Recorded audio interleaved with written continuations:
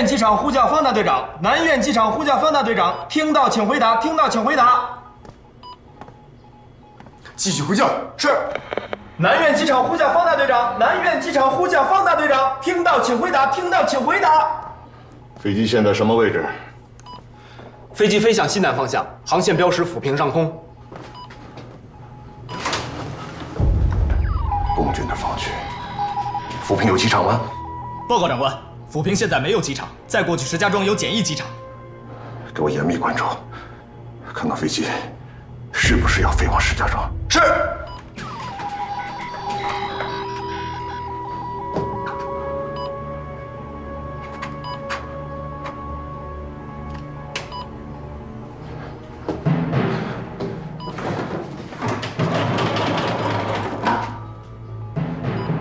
给我接燕京大学何其仓副校长。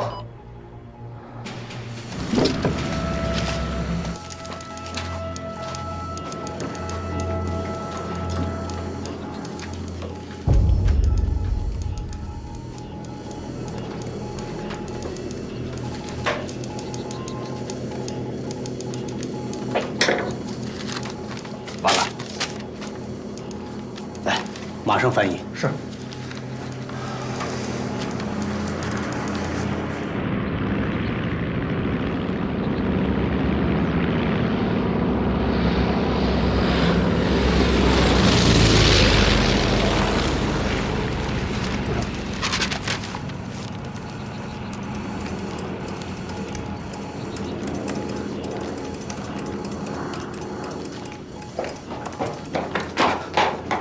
哦，不是轰炸机，是一架运输机，在上头兜圈子了。我知道了。是。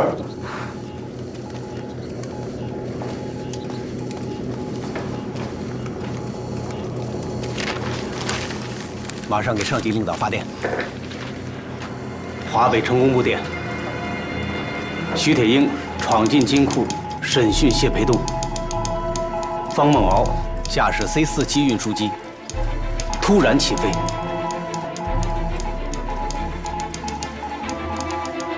方大队长，方大队长，李宇清副馆长要跟您通话。李宇清副馆长，别喊了。何副校长，请稍等。给我，扬声器打开。是。何副校长，您现在可以通话了。何副校长，请您呼叫方大队长。何副校长，何副校长，何副校长梅罗，你能不能够不要吼叫？好，请何副校长呼叫方大队长。方梦敖，方梦敖，我爸有话跟你说，请你回话。方梦敖。我爸有话跟你说，请你回话。方梦敖，你听到了吗？快回话！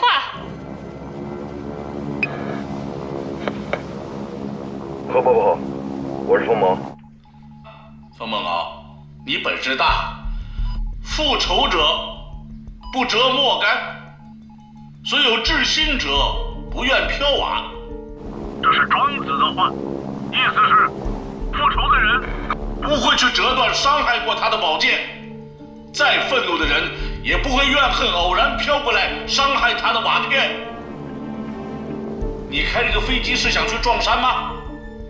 你爸跑到西山监狱是想去拆瓦吗？你们父子到底要干什么？何伯伯，这是我和我爸的事情，您不要管。那你为什么要向小玉求婚？当年你爸扔掉你妈独自去重庆，现在你向我女儿求了婚，就开着飞机跑。你们父子都是什么德行？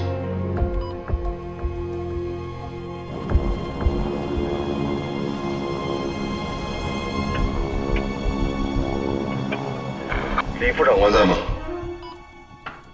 我在，我是李玉清，方大队长请讲。李副部长，请以北平刑警的名义叫马汉山立刻到台湾来，我有话要跟他说。请稍等。马鞍山在哪儿？立刻查问。报告长官，我知道在哪儿，在机场的禁闭室里。下午的飞机押送南京。传达北平行营的命令，把马哈山押到这儿来。是。方大队长，人马上就过来，请稍后。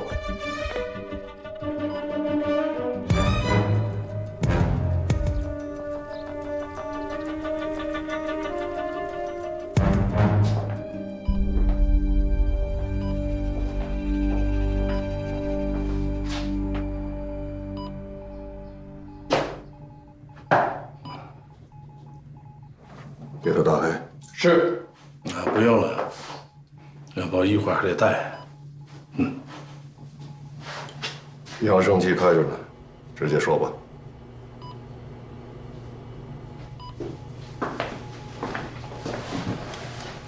哎，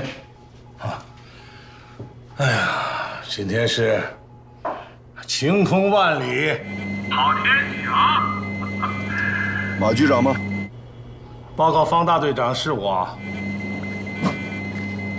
行政院经济管制委员会的命令，你看了没有？我看了。那你为什么不留下来，配合上任？方大队长，你还真相信什么行政院啊？啊，那只是一座庙，管庙的是中央党部。党部让我3更死，谁敢留人到北京啊？方大队长，你义薄云天我懂，可你为了我这条贱命这么做实在是不值啊！赶快飞回去吧！啊！马局长，你给我听着啊！现在咱们俩说的每一句话，北平能够听懂，南京也可以听懂。你把你知道那些贪腐的事儿全讲出来，就没人敢杀你。到时候去南京，我来看你。红酒兑可乐。我死不死无所谓，方大队长。党国这本烂账啊，谁也管不了。你说你这么一个英俊潇洒的好人，开开飞机喝点红酒多好。别管了，啊！你赶快回来，兴许还能最后看我一眼。你给我听着，现在不是救你，是救我们。徐铁英为了那笔黑账，先把你抓了，又跑到北平分行把我姑父抓了，说你和他都是共产党。放他娘的狗臭屁！徐铁英为了20%的股份，先杀了一个崔东石，说他是共产党，后来说的不是，他怎么说宋子文和顾祥介是共产党呢？明白了，方大队长，你有什么话尽管问啊！他们哥俩啊，就借着美国这套先进的通讯设备啊，向全世界发布消息。明天，老马，注意党国形象。你怕我说啊？那我就走。马局长，现在不是我来问你，我想请你帮我问问别人，这几个人都在我飞机上。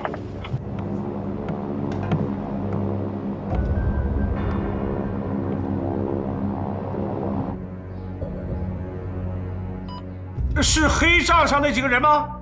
对，就是账册上面排名前8的人。有个表让他们填，他们说他们的公司是在上海注册的，北平、天津都没有权利让他们申报财产。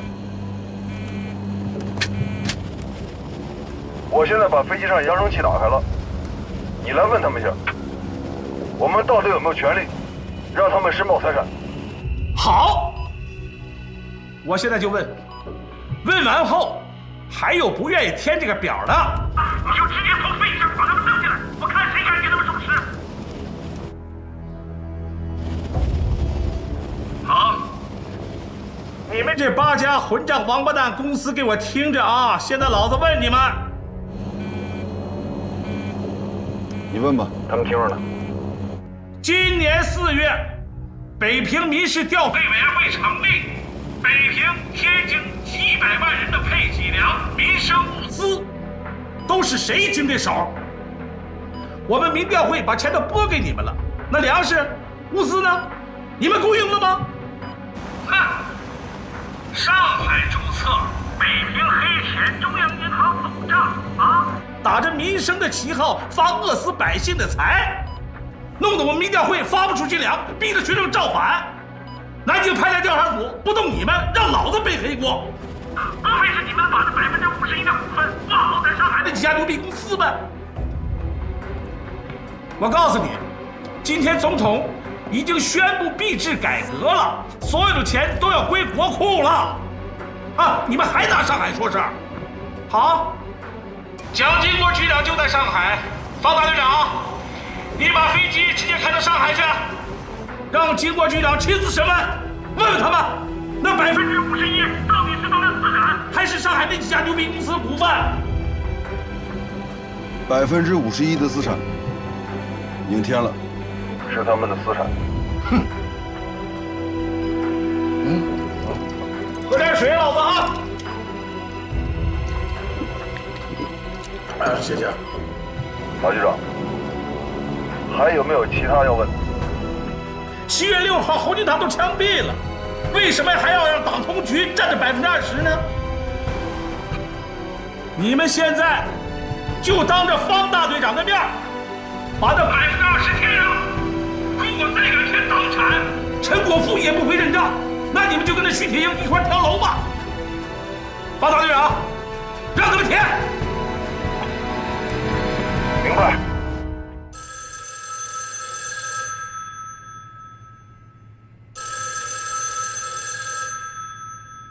电话也不敢接了。电话在你手边。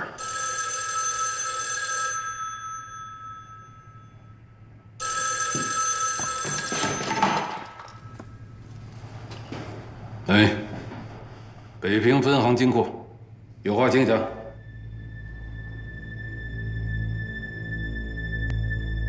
是，局长。 审问谢培东是陈部长的手谕，还有央行于总裁的批文。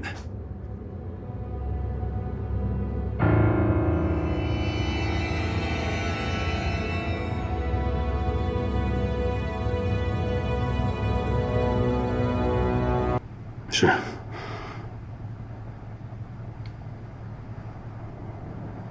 局长，党产不能保。 共党不能抓，我请求辞职。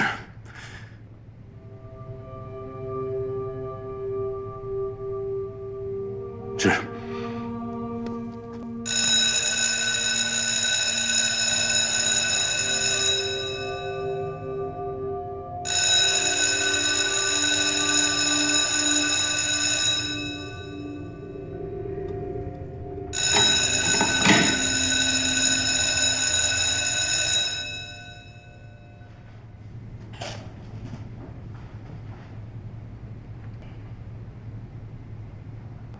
你赢了，调查停止。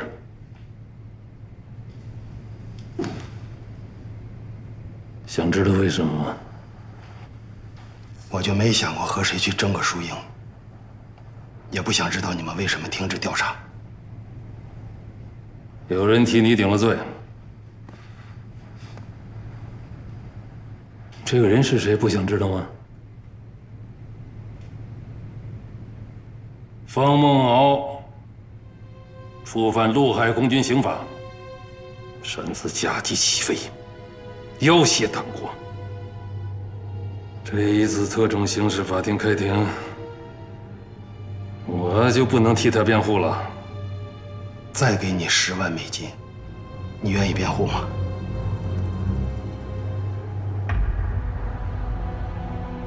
共产党真有钱啊！ 毛泽东、周恩来、朱尧栋、川布衣，手那么一挥，就能够将我们中央银行钱汇到香港，送给那些个民主人士，还能够拿我们中央银行的钱送给党国的各个部门，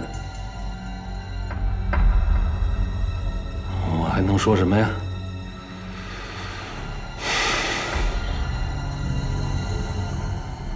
不过现在情形变了，这一次要想救方梦敖，得100万美金，你们拿得出吗？习主任不是那么贪婪的人吧？一卷录音带在法庭上要了他的命，你就不怕我的保险柜里也有一台录音机吗？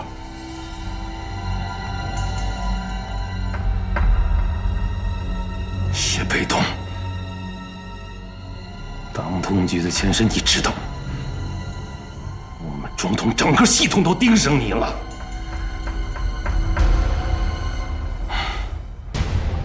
下半辈子我也不想干别的了，我就想当2次公诉人。这一次在特种刑事法庭上审方某，下一次在特种刑事法庭上审你。周恩来就是搬了一座金山，也救不了你们。周恩来有没有金山我不知道，我只知道我谢培东的命没那么值钱。我早年丧妻，只有一个女儿，她是我的一切。几天前被你们抓去了，说是去了解放区。刚才你跟我说，我女儿的生死掌握在你的手里。中华民国如果还真有法庭，真有法律，我会请最好的律师找你讨还女儿。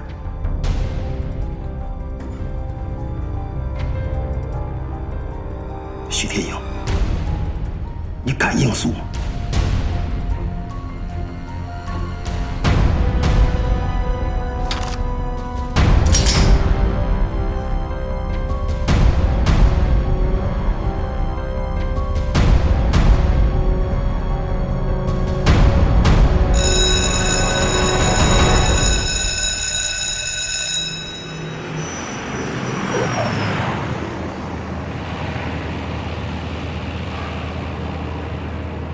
给我接空军司令部。是。喂，南苑机场，请问哪位？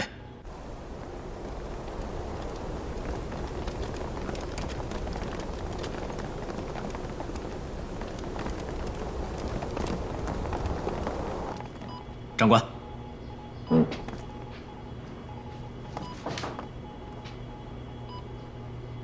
李玉清吗？报告校长，是我。我不是你的校长，黄埔也不敢有你这样的一生。你告诉我，是李副总统叫你去的南苑机场，还是你自己去的南苑机场？是我自己。讲理由。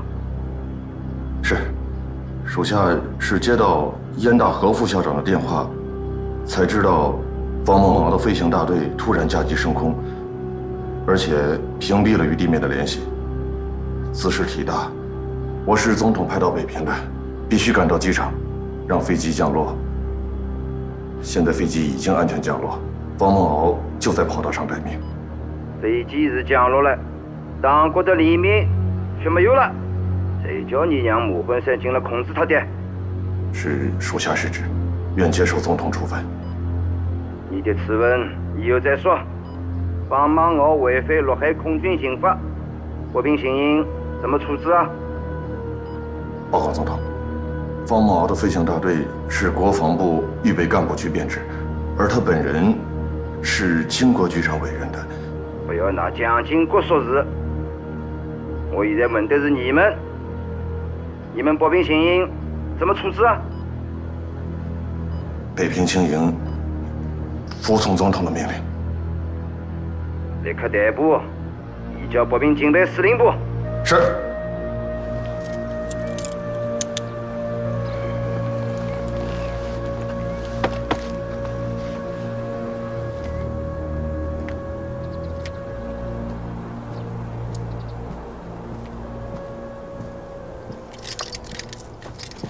过去吧。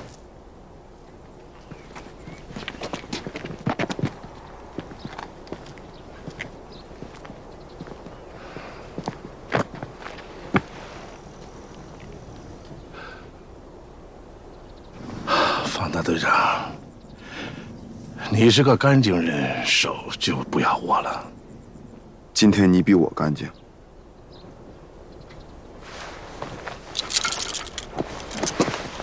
你儿子的事已经安排好了，他现在在南京戒毒，到时候安排人带他去看你。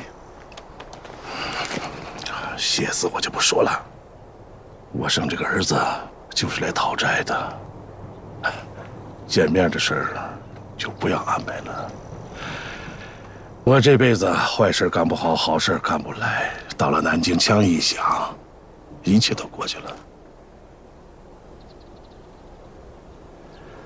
还有件事儿，还请方大队长帮我去完成。你说，崔中石西山那个墓你去过吧？去过。啊，去过就好。他那个墓向上走50步，有一个无主的老坟，半截碑上面刻着“康熙37年立”，下边埋了有10几根金条，那可是我全部的家底儿了。币制改革撑不了2个月，国民政府不会再管百姓死活的，所以请你转告崔夫人，到时候把她起出来，养2个孩子足够了。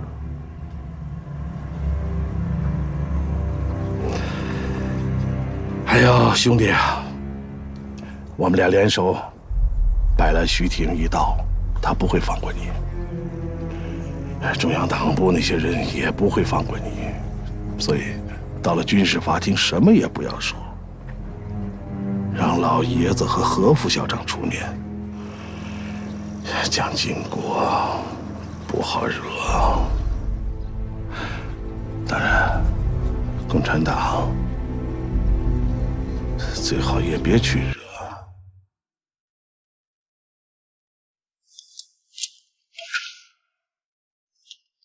走了。啊，对了，最后还请你转告崔夫人，如果改嫁，留点心眼儿啊，最好别找我这样的。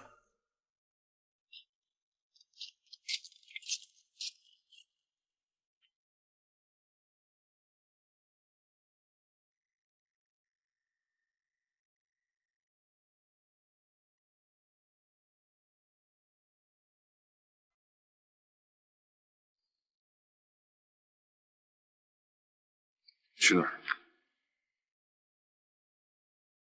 违反军令，只能押送到警备司令部，请你理解。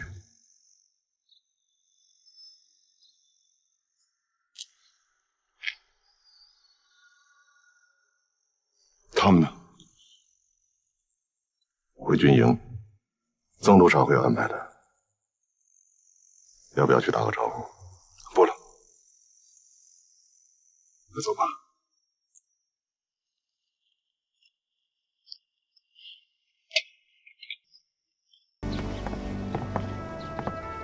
经理，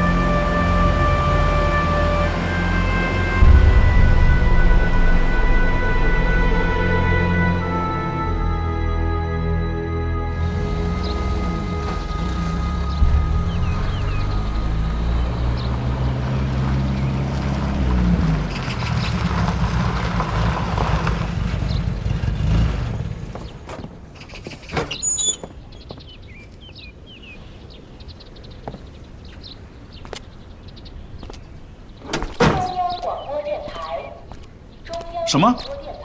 方梦敖已经移交警备司令部了。是，虽然也是违反了军令，但是也没有造成什么严重的后果嘛。去，把那个币制改革关掉。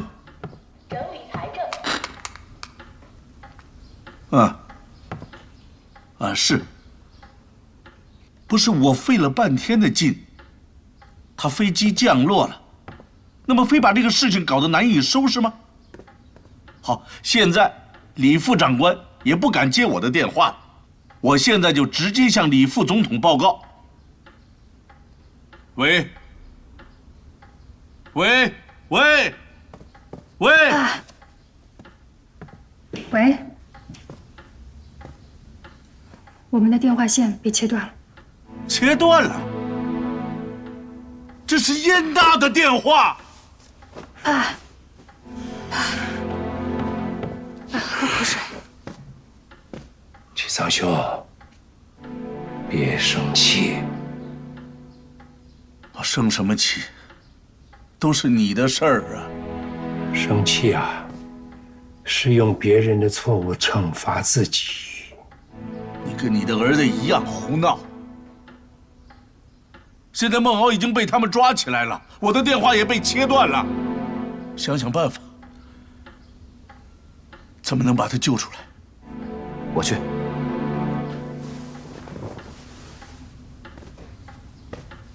我问你，这个方孟敖他属于哪个部门？原来是国防部预备干部局，现在币制改革了，应该还隶属于天津经济管制区北平办事处。好，那你代表我去找那个曾可达，请他转告蒋经国先生，就跟他说，国民党不能这么搞，不能这么搞，希望他把这个话转告给他的父亲。你看他干什么？你去！方行长，我能不能坐您的车去？小玉，你也去，送完梁教授以后，到我家接上程怡，一块儿去看看孟敖。好，去吧，你快生气了。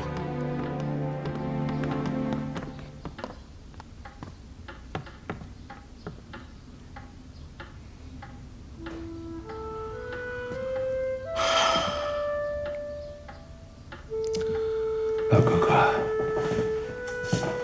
我跟你楼上去谈。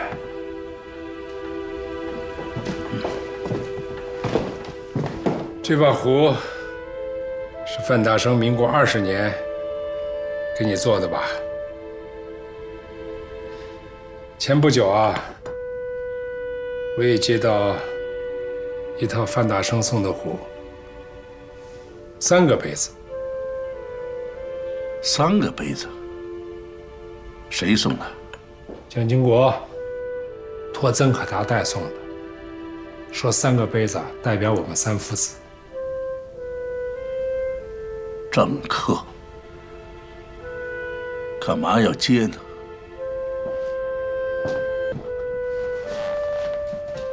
我也不想接啊，可我的孩子在他们手上啊。谁让我是中央银行北平分行的经理呢？谁让我有你这么个能争取美国人援助的兄长呢？他们缺钱。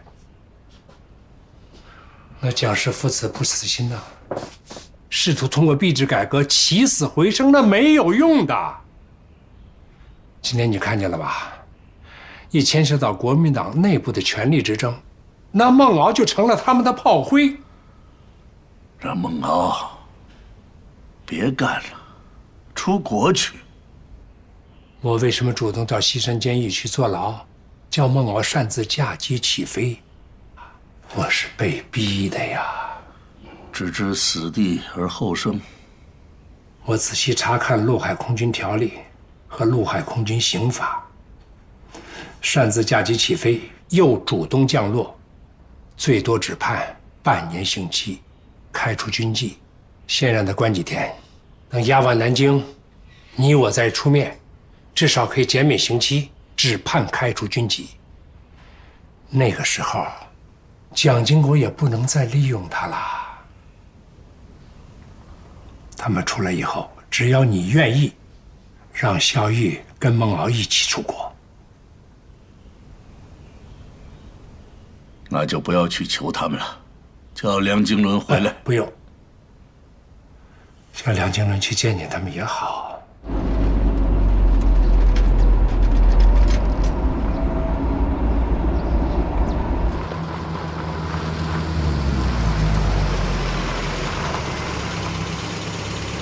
你能进去吗？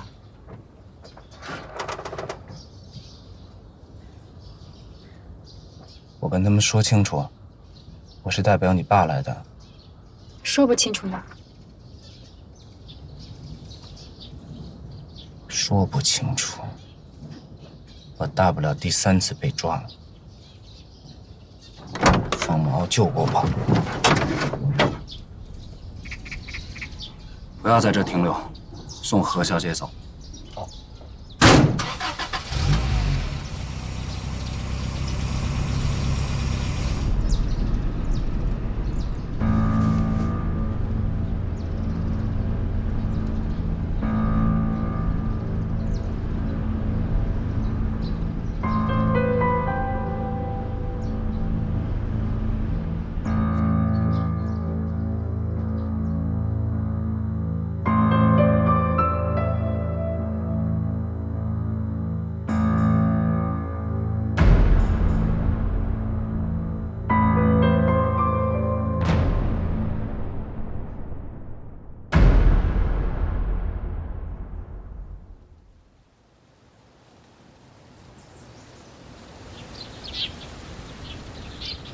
里面吵得很厉害，梁军能同志，你不能进去。退后。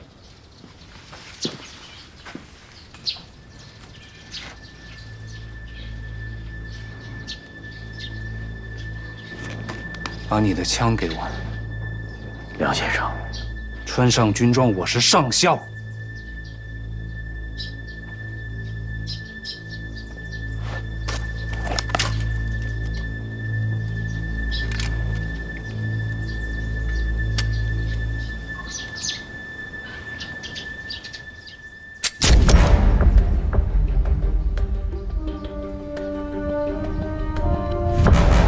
把你的枪掏出来。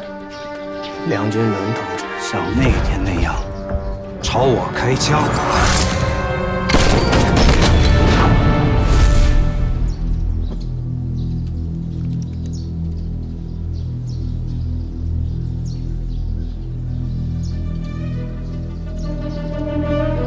那就让开。对了。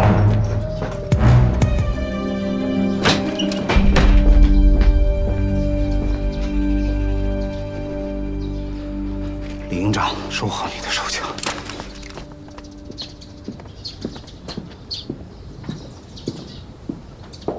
徐铁英在里边吗？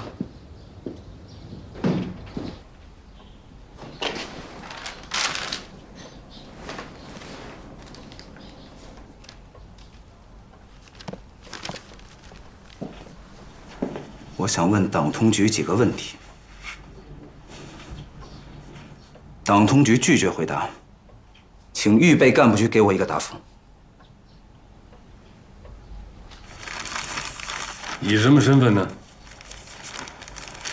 国民党党员梁福生，还是共产党党员梁经纶？什么身份都行。李营长，所有人撤到门外警戒。是。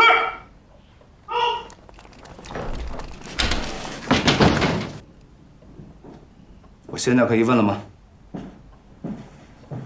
你还没有回答刚才我提的问题。我已经回答了。国民党党员梁福生被你们抓过，共产党党员梁经纶也被你们抓过。你希望我用哪个身份？共产党。那就共产党。曾督察，请你笔录。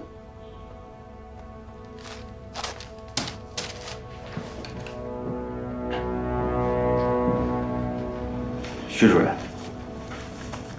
一起记录吧。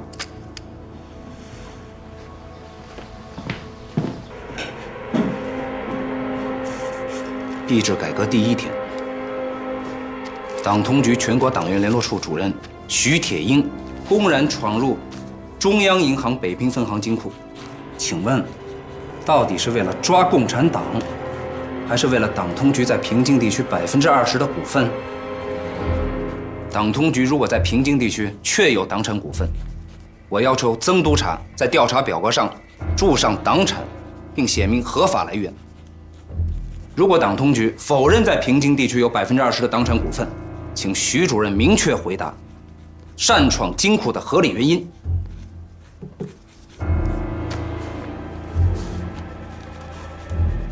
徐主任是不是拒绝回答？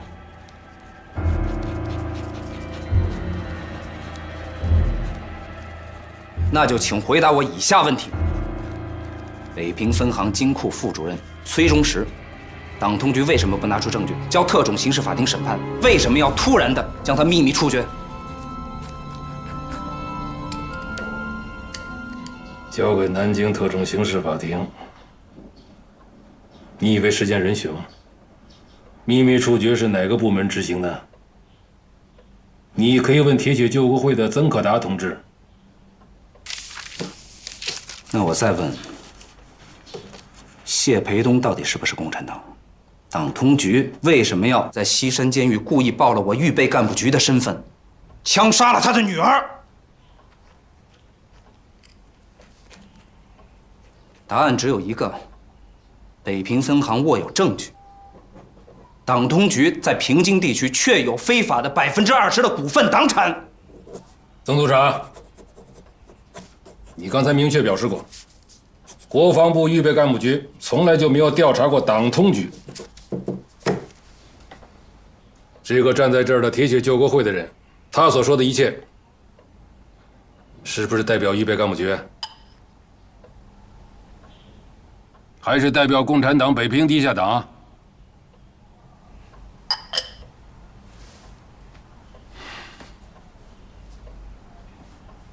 预备干部局不回答，那就说明梁经纶是代表共产党在说话。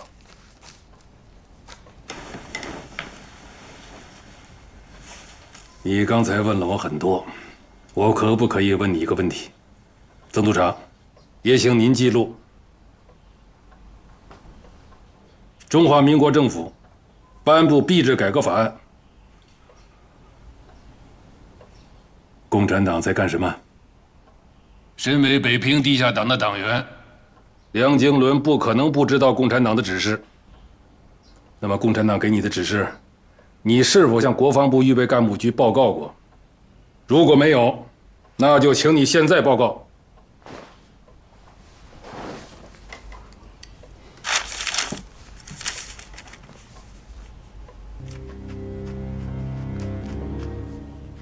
曾督察，是不是也想让我回答呀？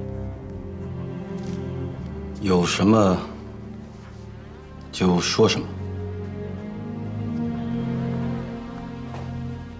你们真的想知道共产党到底在干什么吗？其实你们已经知道，国民政府因为物价飞涨、通货膨胀，不得不推行币制改革的时候，在西北、在东北、在华北、在华东，共产党已经在他们的解放区全面推行了土地改革。1亿3千万的人民分到了土地，1亿3千万的人变成了共产党的坚决拥护者。共产党的正规军迅速扩充到了300万，民兵200万，1亿3千万人的土地全部都是他们的后援补给。说得好啊！我有个建议啊，在说到共产党的时候，请把他们改成我们。那就改成我们。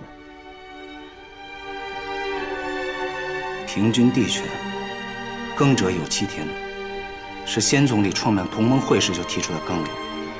早年改组国民党，更是写进了党章。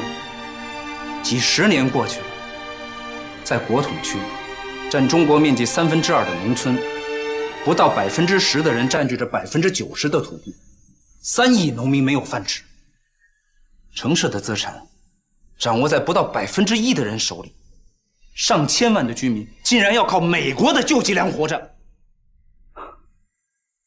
去年1年，国军就已经锐减到了300万，竟然还是发不出军粮。民不聊生，人心尽失。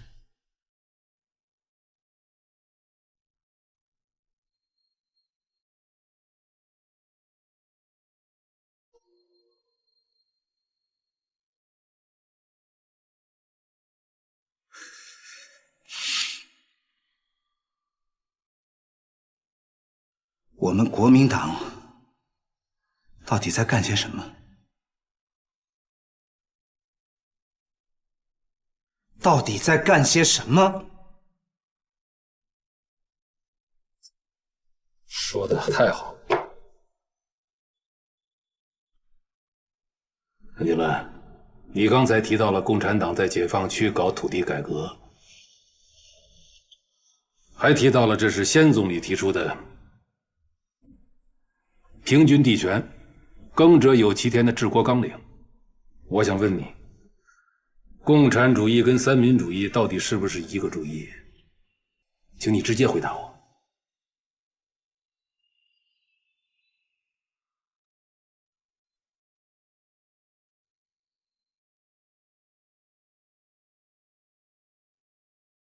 曾克达同志，刚才徐主任提的这个问题，我想请你帮我回答，可不可以？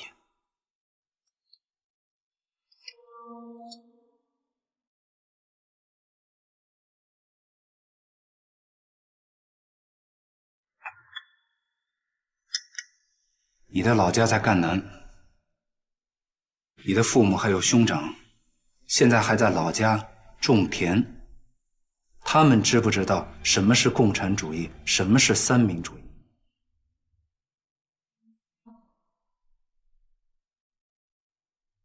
还是我直接回答吧。中国是世界最大的农业，4亿多农民，99%不识字，他们不知道，他们不懂得什么是共产主义，什么是三民主义，他们只懂得没有土地就没有饭吃，谁让他们生存，他们就跟谁走。先总理领导国民革命，深知国情，早就提出了平均地权的民生主张，这个主张被国民党抛弃了，却让共产党在解放区通过土地改革获得了民心。在党内，金国同志看到了这一点，在赣南实行土地改革，竟然受到了你们的攻击，中央党部甚至说他是苏俄的共产党。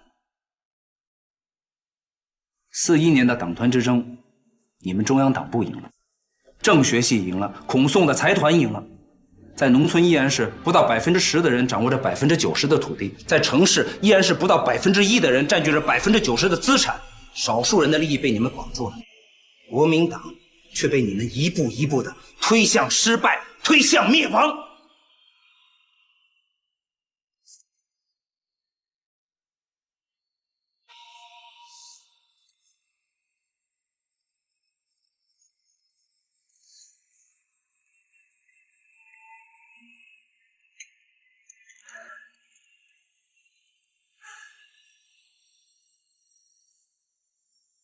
记录完了吗？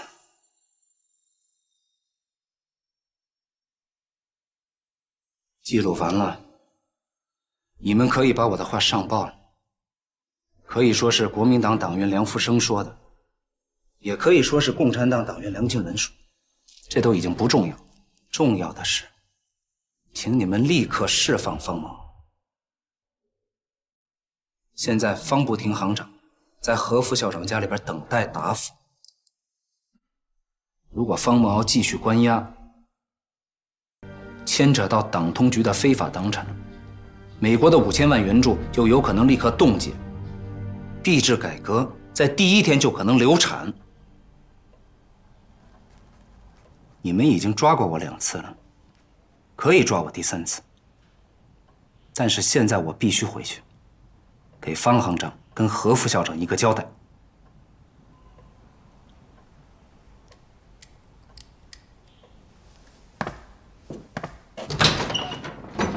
还有，请立刻接通何副校长家的电话。这种卑劣的手段，丢国民党的脸。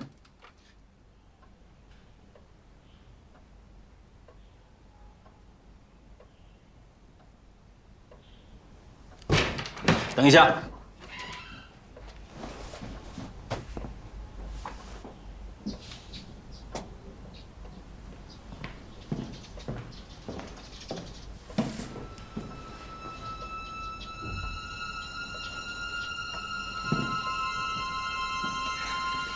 是梁经纶同志吧？介绍一下，总统府4组陈芳主任，请陈主任指教。不敢，在我们党内，像经纶同志这样有见识的人可是不多呀。我呢，这次是奉命来执行一点公务，不期邂逅，请理解。我说了，请陈主任指教。我听说何副校长、方行长都在等候你的回复，这很好。有一件事情，请你告诉他们，请你跟他们解释清楚。中央党部和党通局在平津地区没有20%股份的党产。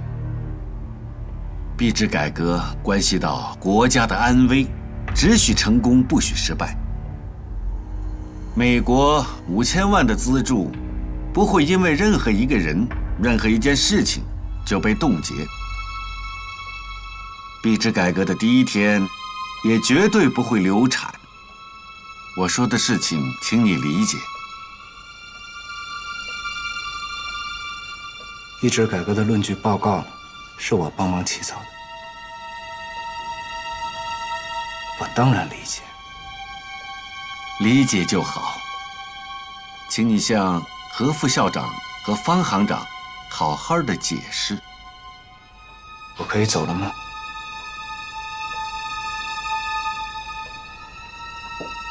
开车送你吧。借辆自行车就行。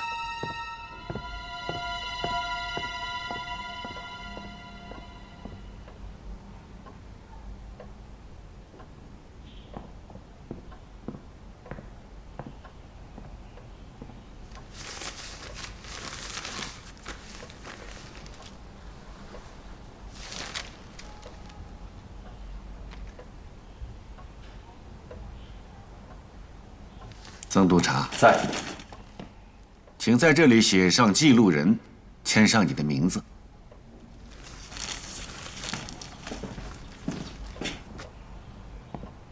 徐主任，请你也签个名字吧。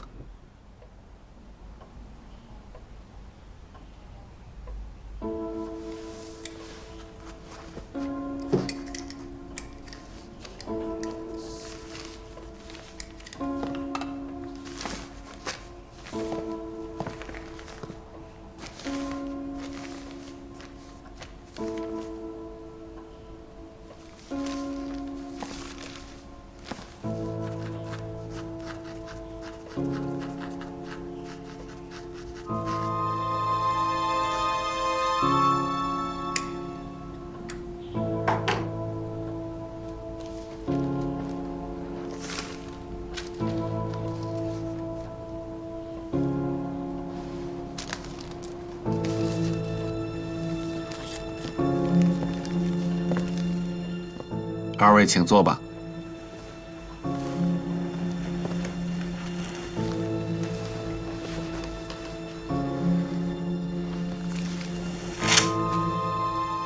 关于这个梁经纶，经国局长是怎么评价的呀？人才难得。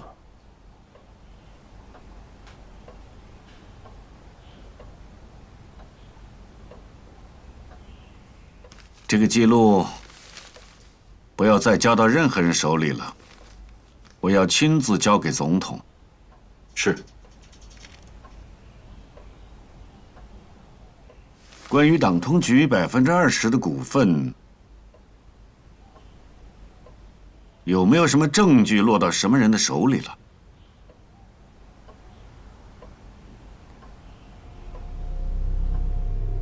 有什么说什么。党通局没有在什么所谓的20%股份里边拿过1分钱。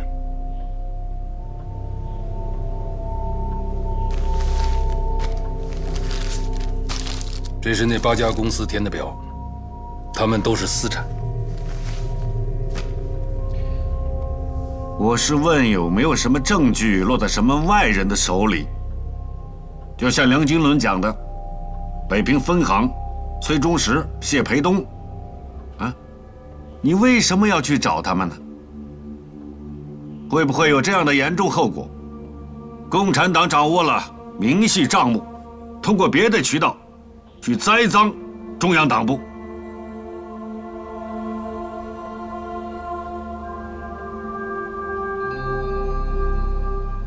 原来是有一份明细账目，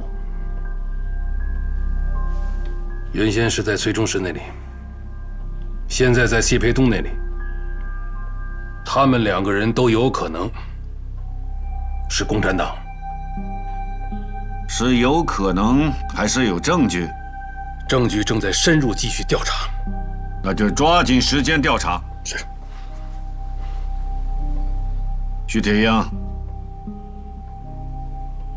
中央党部、党通局在平津8家企业没有任何的股份党产，现在谣诼四起，这个事情你要讲清楚。从即日起，解除你在北平及党通局的一切职务，回南京接受调查。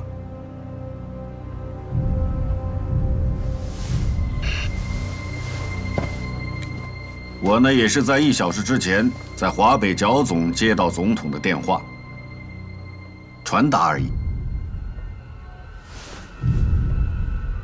副总司令安排了5点钟的飞机，现在时间有点紧。我还有几句话要和曾督察说，请徐主任在后门等我。陈主任，我在北平警察局还有党通局的一些秘密文件，以及我个人的一些物品。啊，我已经安排人去处理了。谢谢陈主任。我还有几句重要的话，事关戡乱救国，我能不能先跟曾督察交代一下？可以。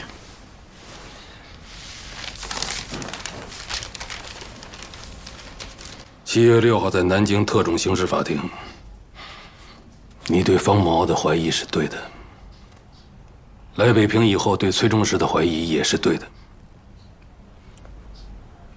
共产党周恩来经营多年，在党国的各个要害部门都安插了他们的人，对此党通局一直在严密关注，在秘密调查。由于取证艰难，所以在审讯方某敖的时候，我才当他的辩护人，为他辩护。这也是为了进一步搜取情报、搜取证据。我到北平来绝不是为了什么党产，核心任务是要找出潜伏在中央银行内的共产党。党费没有钱，军费没有钱，政府开支、民生教育都要指着中央银行。可中央银行北平分行的账却被共产党掌握着。崔中实是已经死了，但谢培东还在。他是周恩来精心布的棋，一日不挖出来，势必将成为平津地区币制改革，乃至在华北跟共军决战的心腹大患。至于刚才那个梁经纶，他绝不是什么真正的共产党，也绝不是什么真正的国民党。他口口声声只提先总理，只提经国局长，只字不提总统，这就是在分裂党国，在奸梨骨肉。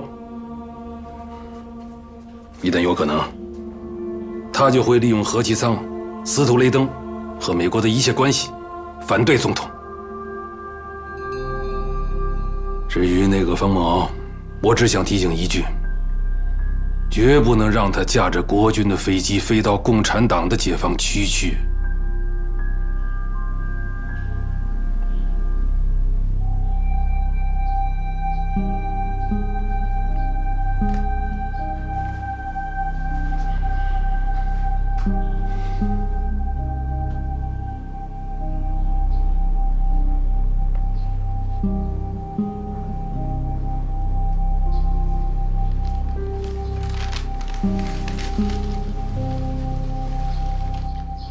夜袭玉墙，外御其辱。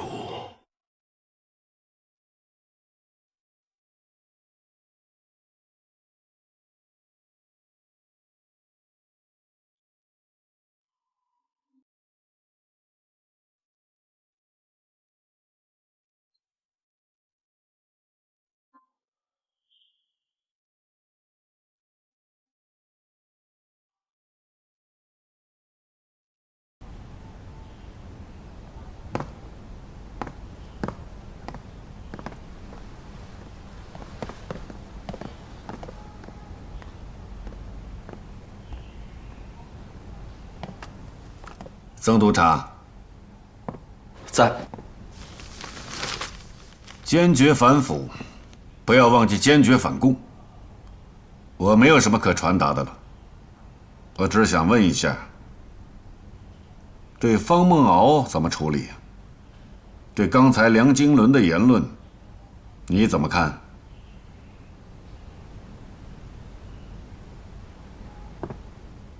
请指公指示。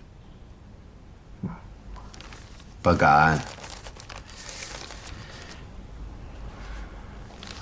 还是向金国局长汇报，听金国局长的指示吧。是。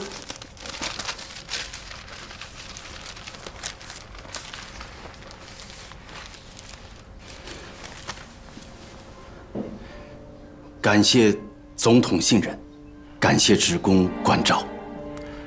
都是江西的老乡，不要说客套话了。共克时艰，不用送了。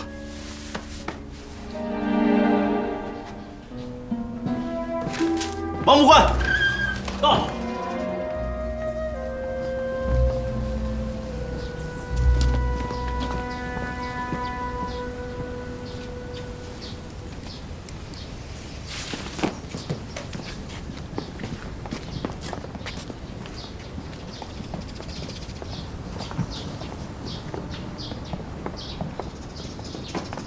长官，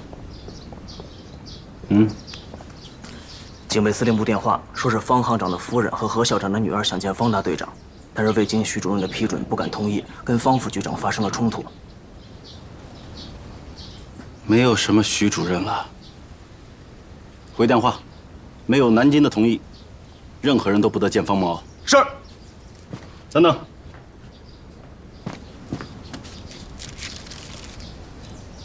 把这份记录立刻电发建峰同志。是。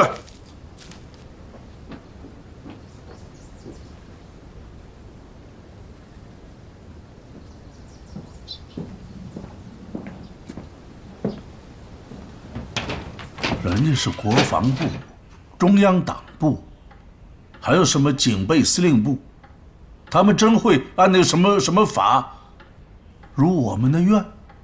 还有你那个愣头青的儿子，他愿意吗？所以啊，我才请你给司徒雷登大使打个电话。我从不为自己的私事找司徒雷登。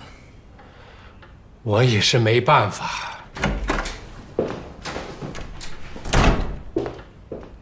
经纶，先生，方行长，见到曾可达了？我刚才见到曾可达了。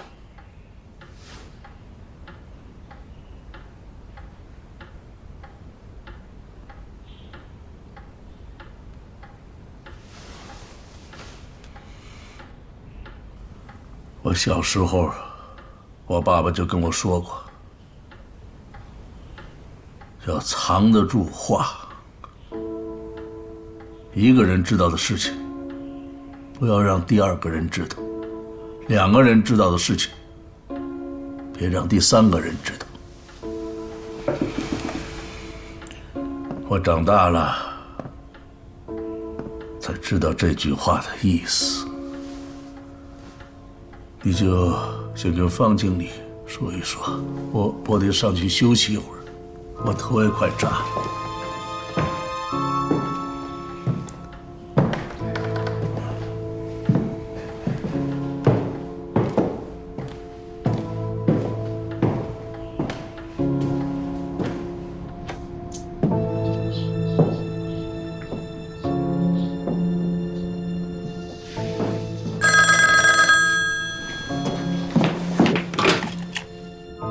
达同志吗？是我，剑锋同志。那封电报怎么回事？谁的言论？是梁经纶同志的谈话记录。什么谈话记录？跟谁的谈话记录？跟徐铁英的谈话记录，我也在场。你为什么不阻止？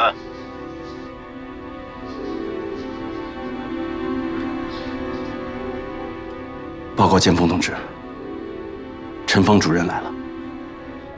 哪个陈芳主任？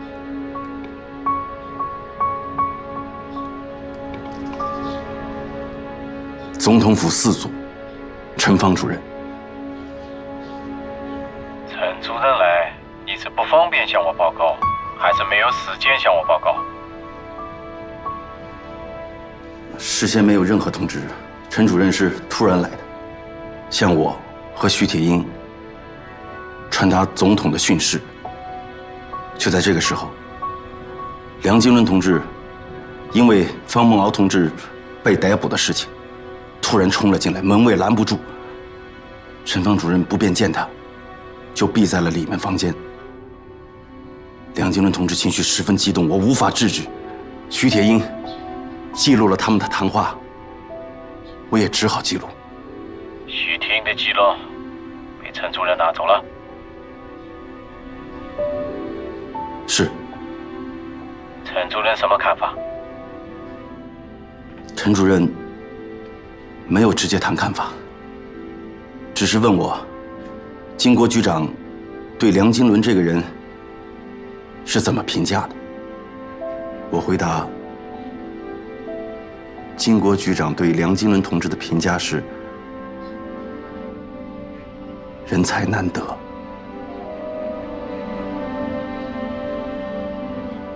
陈主任只说了一句：“向金国局长汇报，听金国局长指示。”上海这边的会议还在进行，用最短的时间将你对梁经纶同志这番言论的看法，还要对方梦敖怎么处理，讲具体建议。方行长，刚才我先生教我的话，我能不能这样理解？我今天同您说的话，您不会跟第二个人说。同样，您跟我说的这些话，我也不能跟第二个人讲。你能够这样领悟，我们便可谈下去。好，那接下来我就把我该说的都告诉给您，不该说的我也不会向您提，不是为了隐瞒，因为我说了于事无补。您能理解？请说。国库里没有钱，老百姓也没有钱，钱在少数人的手里，他们不可能牺牲自己的利益去支持什么币制改革。最多2个月，币制改革就会宣告失败。这一点你清楚，我清楚，我先生也清楚。您卷进来，是因为您是北平分行的行长；我卷进来，是因为我是国防部预备干部局的人；我先生也卷了进来，是因为他可以通过司徒雷登大使争取到美国的援助。最不应该卷进来的，就是孟敖。他不懂得政治，也不懂得经济，不应该再被利用。被谁利用？国民党，还有共产党。你能不能说具体一点？我不说您应该知道。你不说我未必知道。利用他的国民党很清楚，预备干部局，蒋经国先生。共产党以前是崔副主任，现在是谢培东乡里。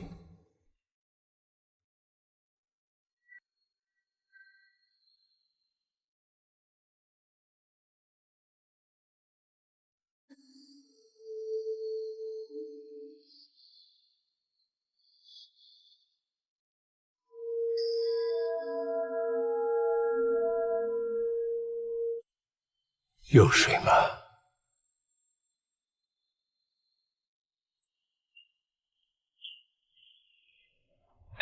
时间、任何地点、任何事情，都要以总统的意见为最后意见。也许我在上海搞币制改革，总统不愿意让我分心；也许你在北平的工作让总统放心。陈秘书亲自见你，都代表了总统对你的信任。剑锋同志，不要打断我的看法。是。刚才你的建议，无论是否已经跟陈主任讲了，我都同意。方孟敖触犯陆海空军条例，应移请航空委员会交特种刑事法庭审判。梁金伦发布分裂党国的言论，应立即立案调查他的真实背景。如果方不停因此不配合币制改革，即请央行撤掉他北平分行经理的职务。如何其昌因此影响美国援助，我们就不要美国的援助。剑锋同志，我的建议不是这个意思。币制改革还有孔雀东南飞行动，不要再提孔雀东南飞行动。以国防部调查组的名义，把你刚才的建议写成书面报告。今晚9点前电发总统府第4组，叫陈主任传承总统裁决。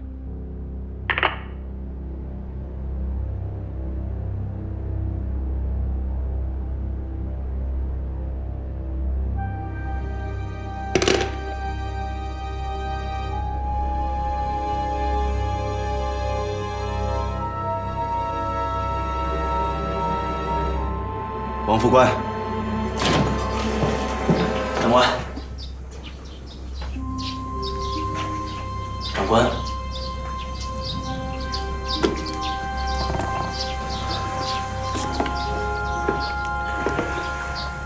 准备记录。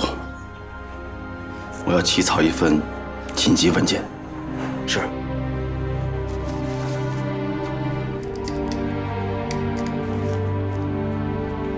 直如弦，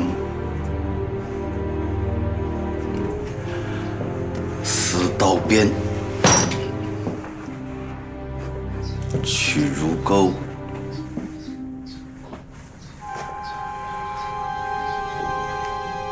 反封侯。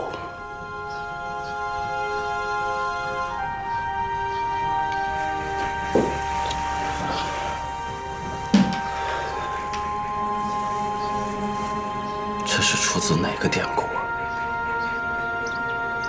报告长官，这好像是出自《后汉书》。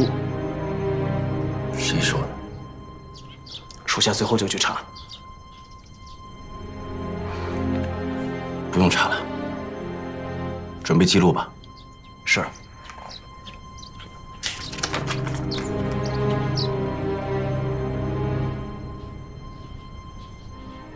我再问你一件事。你如实告诉我，以我和你先生的力量，可以安排你出国。请问，木兰是不是死了？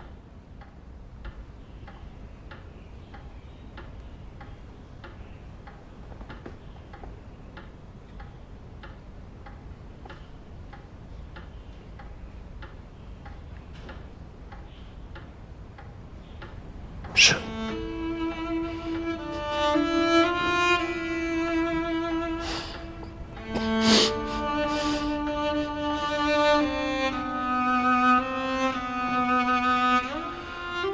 12号那天晚上，木兰的爹还有你都在演戏给我们看。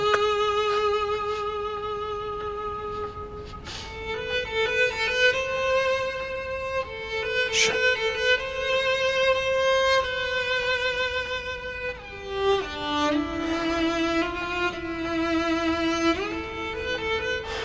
你告诉我，杀害木兰的是蒋经国，还是陈国夫、陈立夫？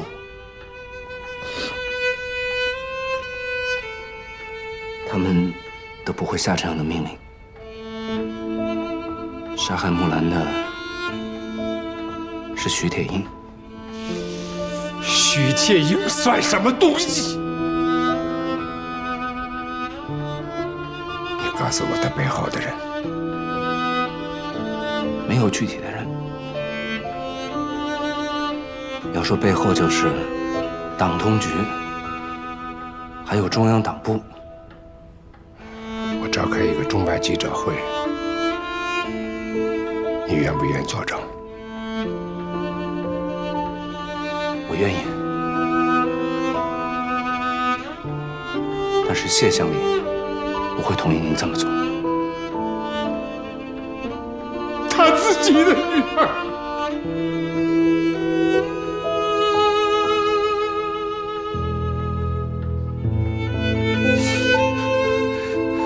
居然瞒了我20年，自己的女儿被杀了，还要瞒我。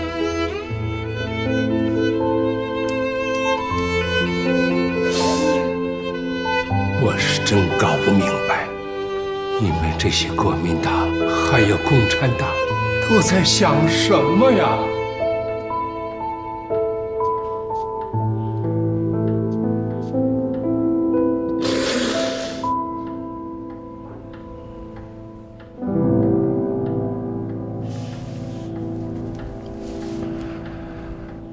国民党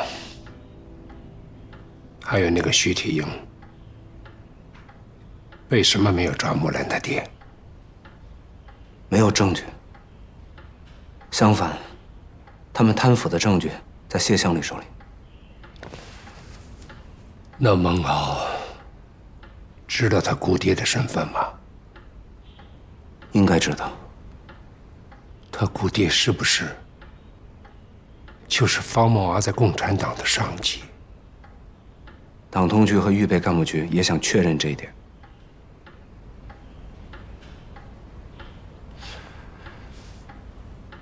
那我只有去问他本人了。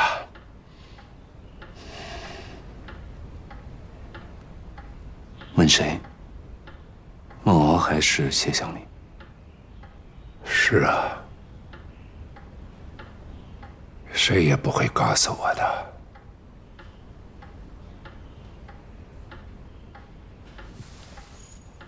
你今天跟我说了实话，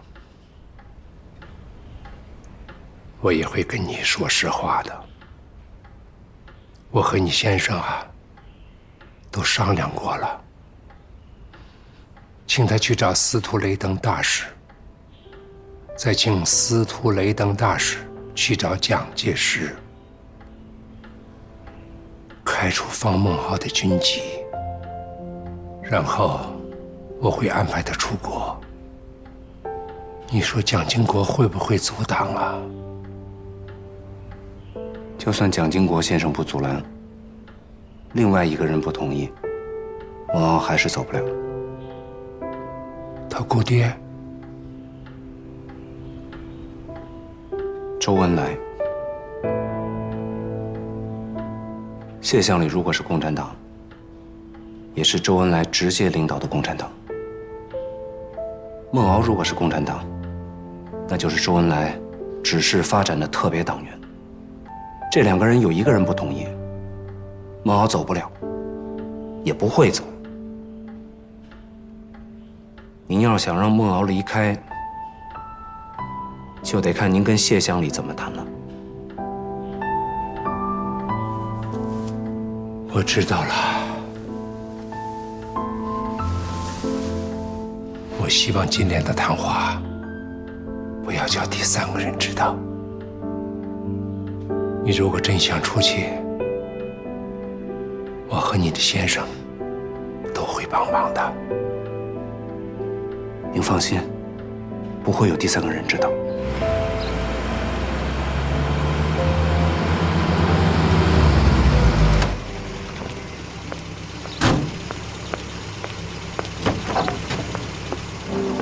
我只有一个希望，小玉跟孟敖一起出国去。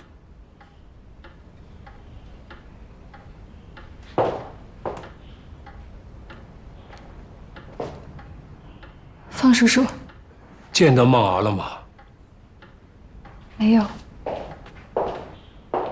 没有南京方面的命令不让见。没和你程毅在一起。程毅回去了，他好像情绪不太好。让你费心了。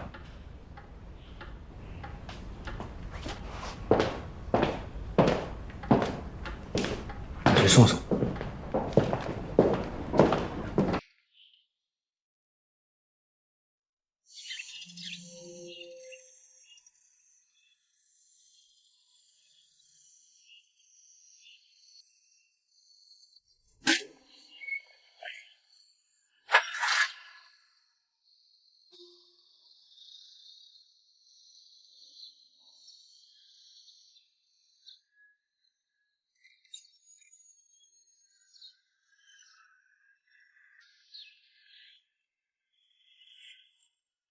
在北平分行，在这个家里，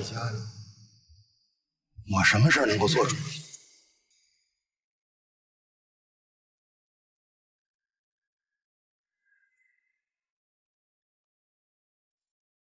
木兰确实是跟着一群学生去了房山方向。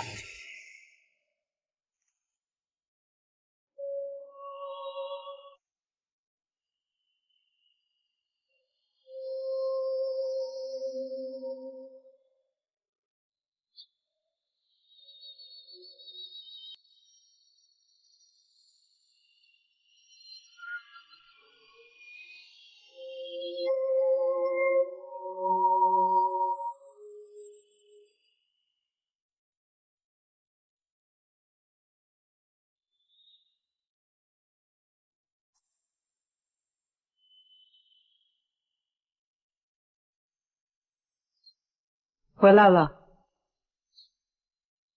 你不是到西山监狱坐牢去了吗？你还回来做什么？孟敖倒是被抓起来了，你为什么什么事情都瞒着我？家里说吧。这不是我家，我家在小院儿。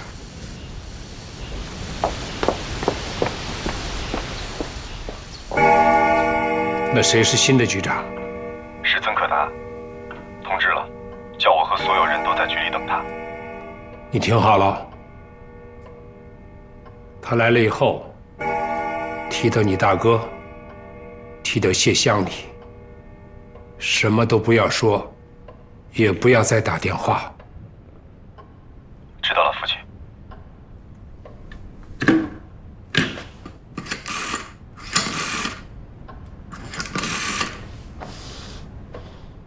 是薛主任吧？谢乡里回来没有？对，是我叫他回来的。今晚我们在这里和央行对接，银行那边你负责。通知全体加班，按行政院经济管制委员会的方案，所有账户全部冻结。是，方行长，您放心。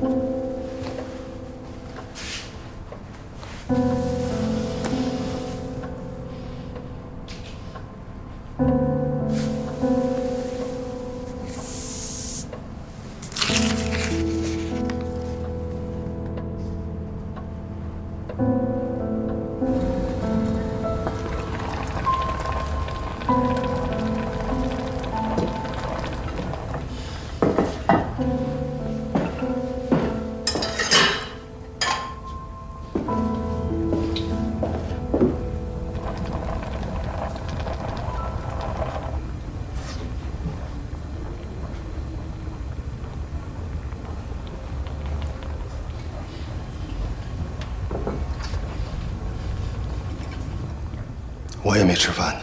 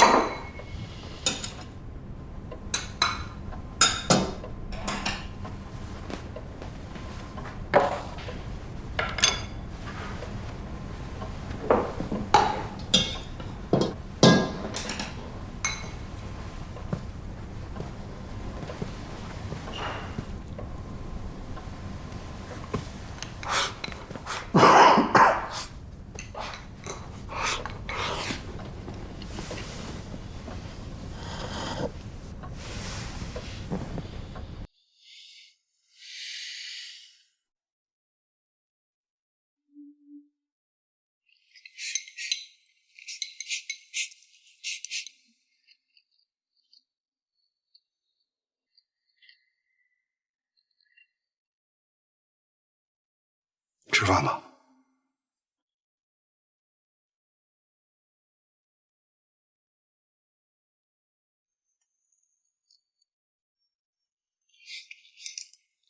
看着谢培东站在那里吃饭孤独的身影，方不停陡然想起，老婆死了，女儿也死了。这个妹夫，这个共产党，到底是什么人？行长，为了救我，你去了西山监狱。孟敖假祭上天，小李都告诉我了。吃完饭咱们慢慢谈。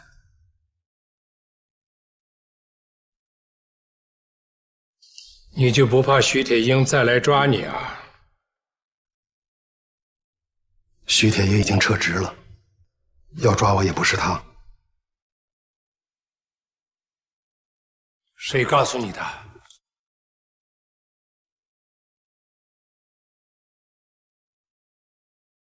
你们不都怀疑我是共产党吗？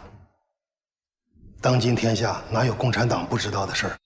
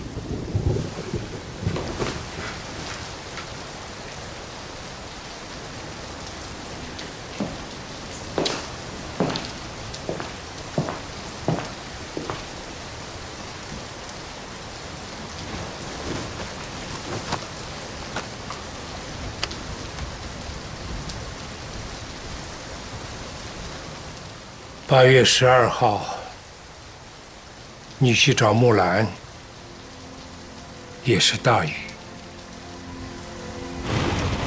是。1928年11月1号，中央银行在上海成立。11月5号，你就抱着木兰来找我。那天好像也下着大雨。是。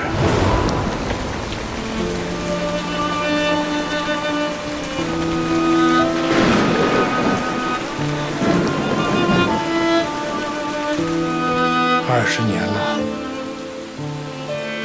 我和你风雨同舟，什么话都跟你说，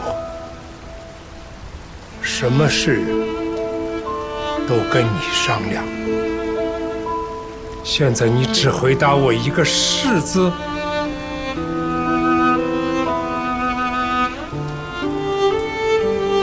你要我怎么回答你？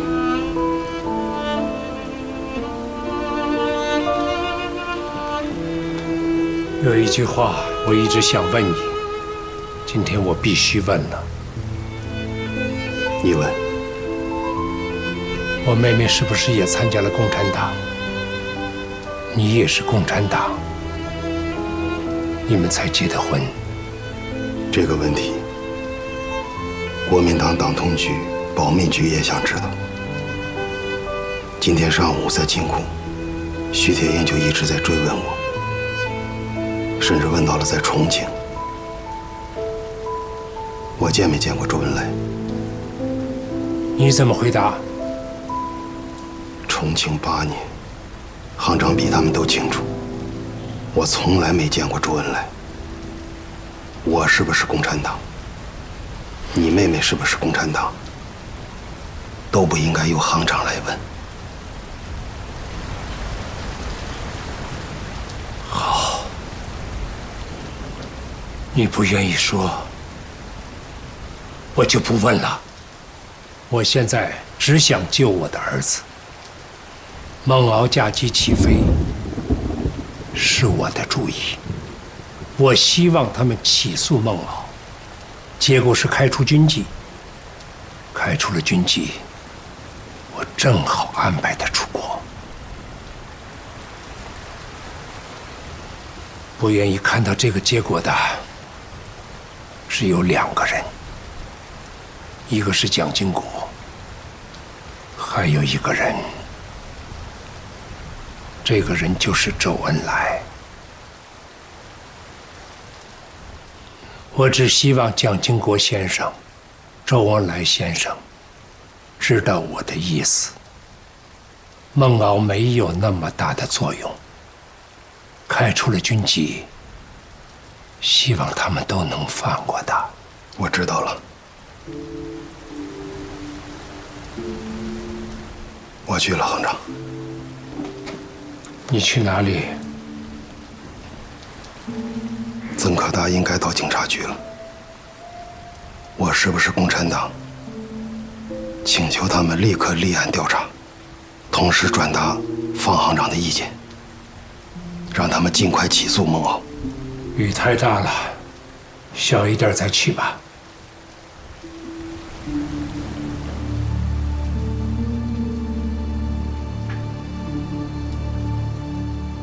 赵木兰那天，雨比现在还大。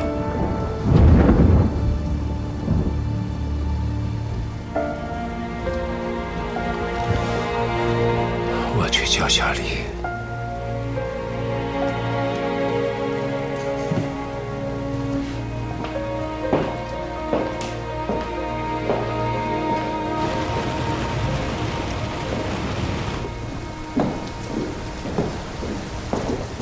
你在干什么？谁让你进来的？行长，夫人要换洗的衣服，叫我送去。你一直在我隔壁办公室的房间？是，夫人告诉我衣服放在哪儿，叫我拿。夫人交代了，不要惊动行长。这个家里我还能信谁呀？那就谁也不要相信。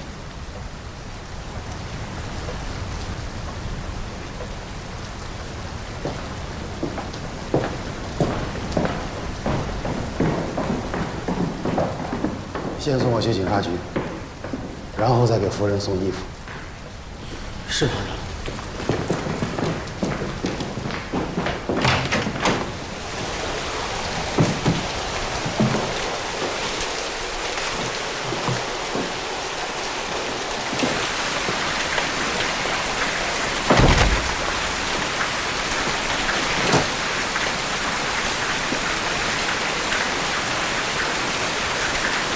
衣服不用送，送我到了警察局，你就把夫人接回去，就说是我说的。好，走吧。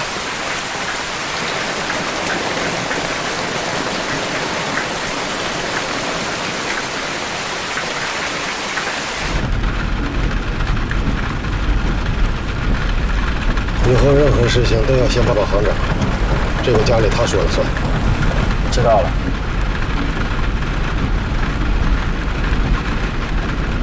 是不是走错路了？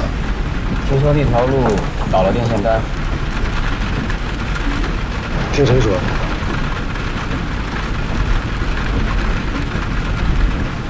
夫人怎么会给你打这个电话，让你到她卧室里去拿衣服？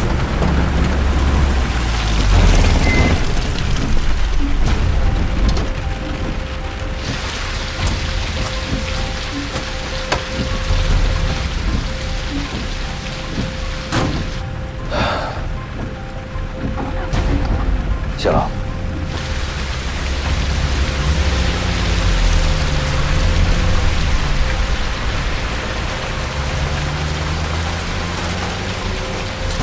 我所说的这些，是北平地下党的决定。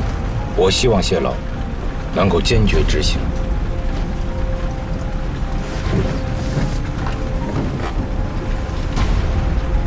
我是1927年4·12事变从死人堆里爬出来的共产党员。我原来的身份只对周副主席负责，你却安排这么一个年轻的司机在我身边监视我，现在又来跟我谈什么复杂的政治背景、突发事件。小张同志，我明确回答你，我没有办法把方孟敖继续留在北平，更没有办法拖住蒋经国的什么孔雀东南飞计划。请你转告刘云同志。怎么看的是？对不起，张部长，前面倒了棵树，我马上去看看。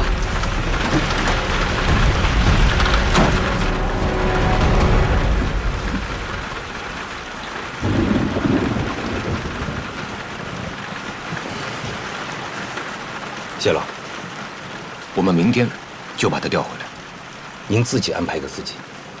我不是小孩，年轻也不是错误。我内兄方不听行长这儿，我瞒不住了，我也不想再瞒了，我必须向国民党摊牌，让他们立刻起诉孟敖，然后安排孟敖出国。如果北平地下党继续坚持意见，我请求上报中央。谢老，你的意思是，你现在只能按方不停的意见办，而不能执行北平地下党的决定是吗？我现在是北平分行的乡里，去见曾可达，代表北平分行行长的意思。时间不多了，小张同志，请你下车。